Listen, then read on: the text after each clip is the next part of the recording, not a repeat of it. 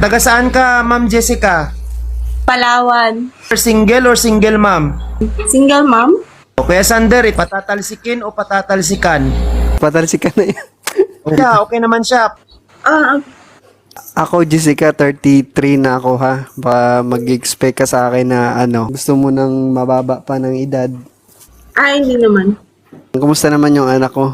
Ilang years ka na pala hiwalay? 5? So, 5 years na hindi ka nagka-boyfriend. Magka-boyfriend, pero tagal na rin. Kaya ano yung hinahanap mo sa isang lalaki pala? Respeto, mabait, hindi mayabang, responsable. Ayaw mo sa may nunal sa ilong? Hindi, wala naman tayo problema sa nunal, Kuya Mar. Walang may naliligaw sa'yo ngayon. Kasi, syempre, bilang single mom, minsan meron kasing naliligaw